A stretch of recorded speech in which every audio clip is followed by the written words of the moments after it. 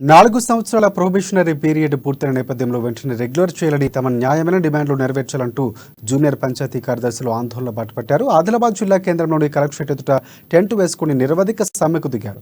విధులు బహిష్కరించి నల్ల బ్యాడ్జీలు కట్టుకుని నిరసన వ్యక్తం చేశారు. వారు తెలంగాణ ప్రభుత్వానికి జాతీయ స్థాయిలో గుర్తింపు రావడానికి పంచాయతీ కార్యదర్శులు తీవ్రంగా కృషి చేస్తున్నారంటూ జేపీఎస్ సంఘం జిల్లా అధ్యక్ష ప్రధాన కార్యదర్శులు చంద్రశేఖర్ ప్రశాంత్ అన్నారు. విధి నిర్వహణలో ప్రాణాలు కోల్పోయిన పంచాయతీ కార్యదర్శుల కుటుంబాలను ప్రభుత్వం అన్ని విధాలుగా ఆదుకుని బాసటగా నిలవాలని విజ్ఞప్తి చేశారు. సమస్యలు పరిష్కారమయ్యేంత వరకు తమ పోరాటం కొనసాగుతుందన్నారు. ప్రభుత్వం దిగొచ్చేంత వరకు సమ్మెను విరమించే ప్రసక్తి లేదని తేల్చి చెప్పారు.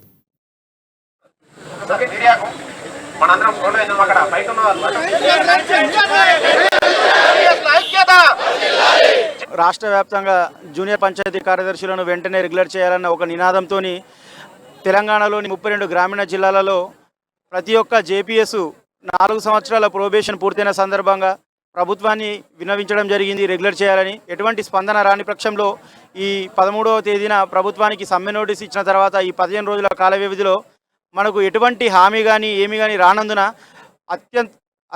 గత్యంతరం లేని పరిస్థితిలో ఈరోజు సమ్మెకు కూర్చోవడం జరిగింది. రాష్ట్రంలోని అన్ని జిల్లాలలో ప్రతి మండల కేంద్రంలో ప్రతి జిల్లా కేంద్రంలో టెంట్లు వేసుకుని నిరవధిక సమ్మెకు జరగడం జరిగింది.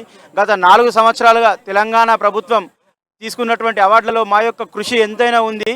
ఈరోజు పల్లె ప్రగతి అనే కార్యక్రమం తీసుకొచ్చిన ప్రభుత్వం జూనియర్ పంచాయతీ